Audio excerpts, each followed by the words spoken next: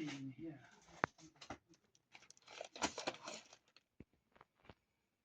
Terry with the new body on his car. Hello and welcome to episode 2 of this little mini series that we're doing.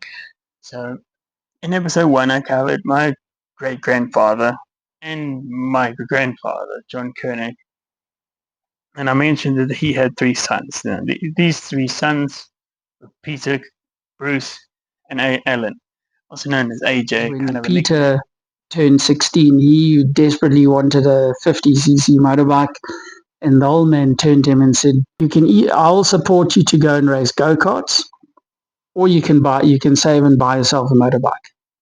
And anyway, Peter duly got stuck in with Dad's go-kart, and they all modified it to fit a McCulloch 100cc engine on it and did what they needed for him to start going racing go-karts. Peter had a relatively successful short go-kart stint, and then the karting was expensive.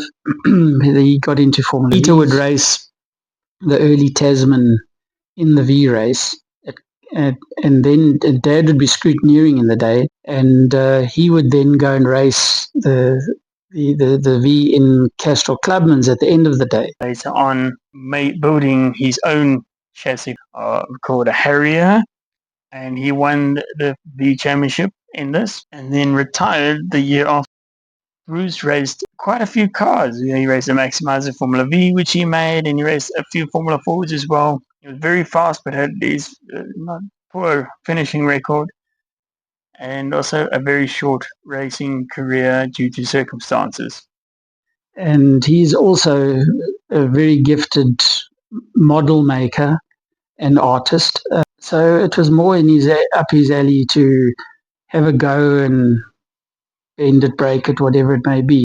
Alan went on to make quite a success in racing. Amper sy aan sy as hulle nou hier verby ons kom, maar hy word bietjie oorgedruk. Gaan Alan Kernick het reg kry as hulle hier in die gangstraai ingaan. Alan Kernick vat hom. Maar natuurlik nou lê voor die draai van geel bladsye en wie gaan die beste lyn daar sny? Coming through to win the Twin Saber Formula V class with a hard-charging Mike Frank. The Chevron onto pole ahead of Dino Scribanti and Ross Lazarus. A bit of a change up here. Could be Lazarus going around the outside. Can he get past the Chevron there side by side? Look at those brake discs absolutely lit up. There's a Porsche in the way. Wow, that got close. That's exactly what I meant earlier on. And Ross Lazarus would have had his far from home. And we can see it turn out there. Claire Vale out in her Porsche for a change. Alan Kernick in Barry Scott's car. He's been preparing that car.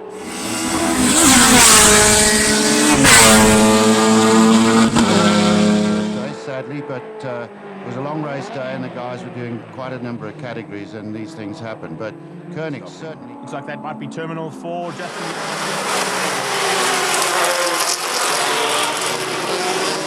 With the engine in that car, it's a Ford BDG 2-litre engine that works on hours, and they really do go gently with it. And certainly Kernick is now locked on the tail of the older model B8 Chevron, and the B19 looks like he's making a move down the inside, down the mine shaft. Side-by-side action. Chevrons. It's not what we want to be seeing, but all of us. They're lovely shot. As they exit Westbank, isn't that lovely as they go down the hill, down ITI Hill? It's about 300 metres going down there, down to the left hand, and you just float it, and your life depends on those tyres. Now we're into Tonji Corner. You can see he's moves it across the road, those tyres, and he's fighting it already. Henry Groenewald as Colin Frost slots into second position from pole position. He's going to not be happy with that one. And Barry Scott a little bit further back. A real good battle on their hands. Speaking of a good battle, the front end has turned into a phenomenal one as Barry Scott and Groenewald go side by side out of turn 4, Castrol Edge corner. This is a battle between power, lots of power, and little weight. Yeah, power to weight ratio here, but in a slightly different format and context. This time, Lola, Carl was going to drive it, but he found it a little bit quick. So the man in there, Henny G, that's the boy who'll make it go. Multiple South African champion in various classes, including the big Westbank V8 supercars, and of course this car will be especially in the bigger Porsche 917. As she comes out there, the gatorback lady, absolutely perfectly done there on Kernick. Kernick wants to come back at her, and DeToy leads out. Here comes Groenewald though. Henny G having a look on the inside. Can he make it stick? Not just yet. Also having the door firmly shut there. Ford GT gearbox, so it's able to put it on the road and not break like Wilburski's had problems with his Lola. Also, Kernick going very well. It isn't his car, it's Barry Scott's car. Carts and interviews. Turned 16 and used to work at Dion's shops as a packer in the tills. And that's we saved up money and bought the go-kart from Peter and raced it a bit until it was very unreliable because we had all old bits and pieces. In here is Chad Wenzel and Bruce Mason, Moose, my mate. That Bruce Mason, we were at school, our family friends, as you know, the Masons.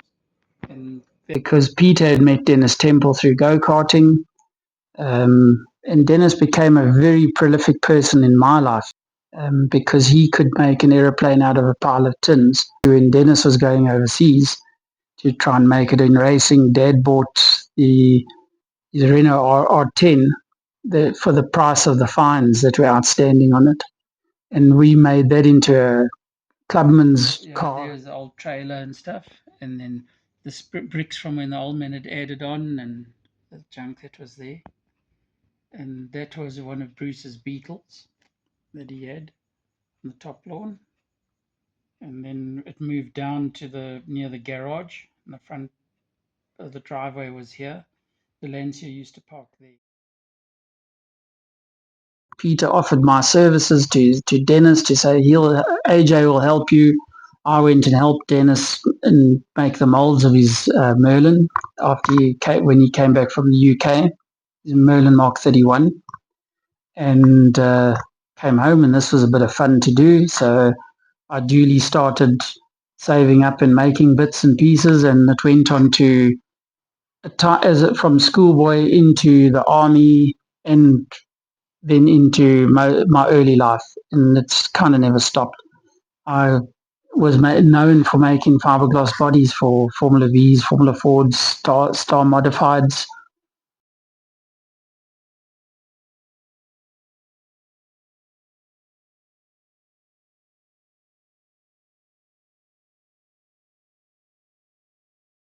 Until he had a nasty crash in that when we rolled at Carlisle and the roll bar broke off and it landed on his neck and all sorts of horrible things. I don't know. It was a case of, Dad, I'm going to make another car.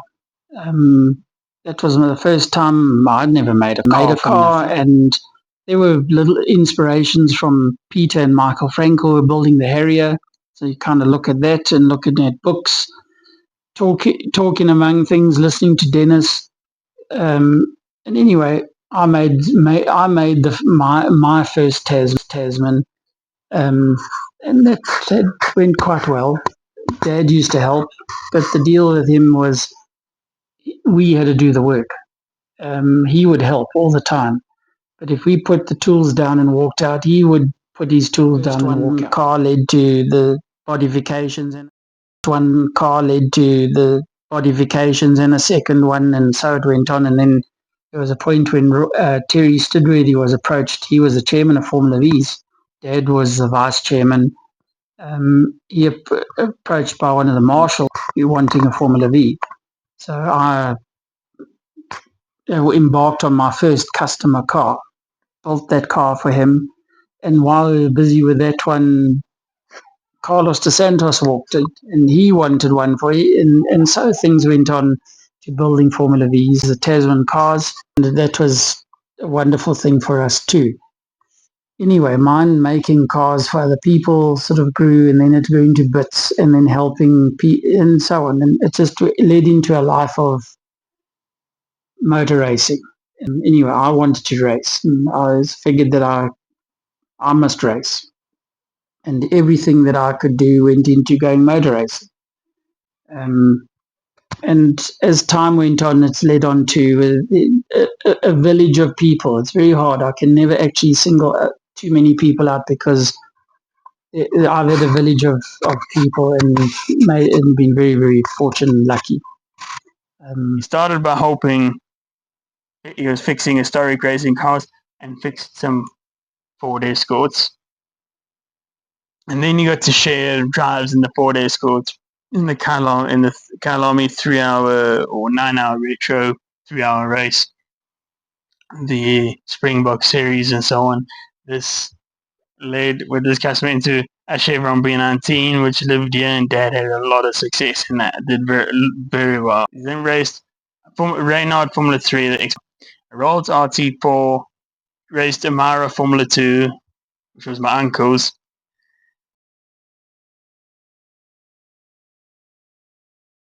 And then the big change came in with Barry Scott. I have to single him out. Barry went and bought a Chevron B19. It's a Ron-Hand car. And Barry said one day, they're delivering you the car at your house. And I was like gobsmacked. Barry, what am I going to do here? No, you're going to look after it for me. The deal we had was pretty simple. AJ, you look after the car and then you can share the racing. So guess what? Of Camaro heading it towards the side of a 917, and she backed off a bit. On board now with Josh Broom, who is Mr. Automate, the MD of Automate, and he's on the tail of Alan Kernick, who this time has certainly got the pedal down and got used to the car in the first race. Got that inside line, so it should have it covered. Well, it really is fantastic here in South Africa to see these type of cars racing in what is effectively a regional championship, a club race meeting, and I don't think from your perspective, it was great fun, and he was the better guy on the day. We had a lovely time. He wasn't going to give it too much room, and still a long way to go in this race, so maybe just hanging back slightly. Detroit behind him, then Thompson, then Jenkins, Ellison being pressured by the second. All of that has allowed. And it looks like that Kernick is now just going to sit there and watch the show. He's got the best seat in the house here. Looks like another T70 out there, unfortunately, so the other two Lola men not having a great day in the saddle. But there's Henrik Groenewald into turn one, and done deal. That led on to building my first Tasman T19.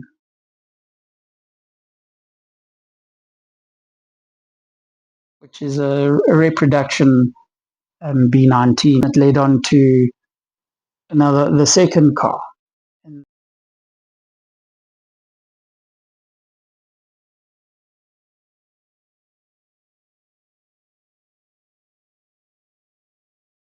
Restoring the Pretoria, the first time, Pretoria Brick-Rolt RT4, which George Fisher raced.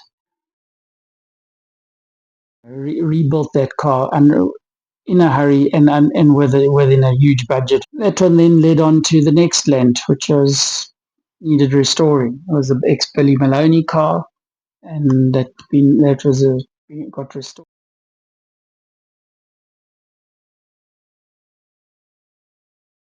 Yeah, that led on to the next, and then into restoring some Formula Fords.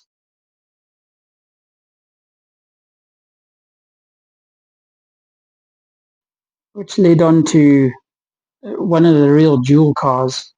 The first one was the Automa.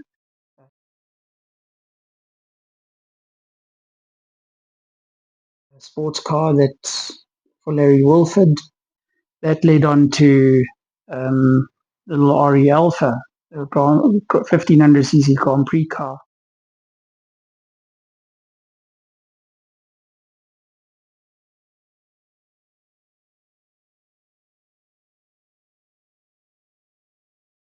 Now, both the RE and the Automa were invited to have a Goodwood invitation. As I keep on saying, I've been very lucky and it's taken a village to get to that point. He's had his own successes and involvements in racing and collection of cars and bits and making things. Some of the other interesting things that we've had in racing led on to is getting in, doing well and so on. That made a difference. But also being around racing and people. I got involved with and through a friend actually was Andy Keel. He brought sponsors to the table and so on. I got involved with, it's been sponsored by Johnson Wax, Rally Wax.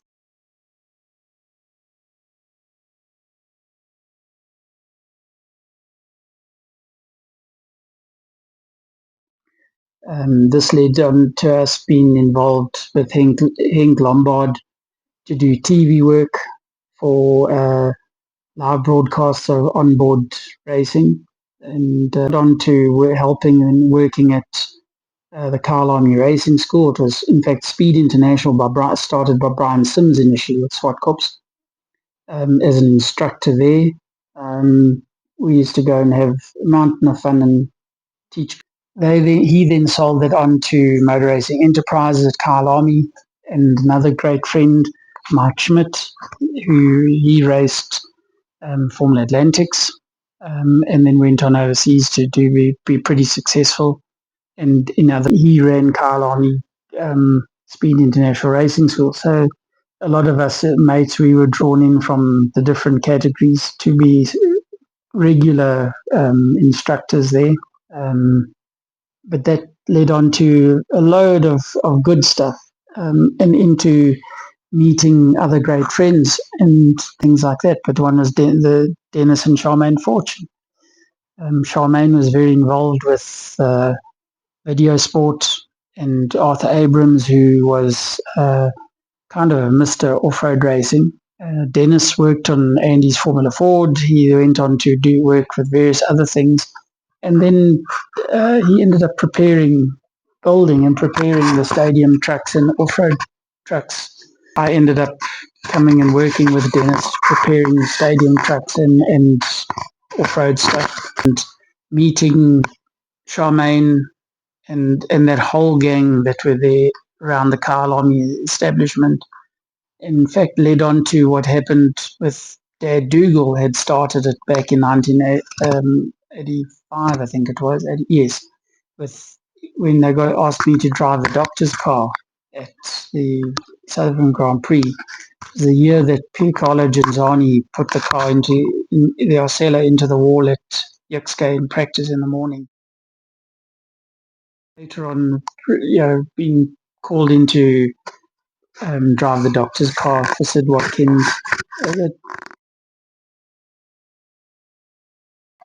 It just gives a whole lot of stature, really. You feel the top of the world, because there's so few people that ever get that opportunity around worldwide. Actually, it also kind of led itself over time through Terry Stidworthy was the main push to get more involved in committee work, racing committees of first Formula V, the technical committee, and then onto the main committee, and for many years the committee work, and for many years, and became more and more responsible to that, and that led on over time to getting involved with the Northern Region subcommittee and chairing that. Was vice chairman of the Northern Region main committee with Glenn Rowden.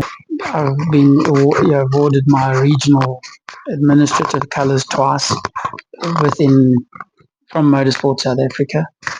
The sad thing is, my grandfather did not see Dad's time and Peter's time of racing the Maras and the Chevrons, the big cars, because unfortunately my grandfather died. And it's a great pity, because I think he would be so happy to see what Dad is involved in now and what the family, the cars are involved in.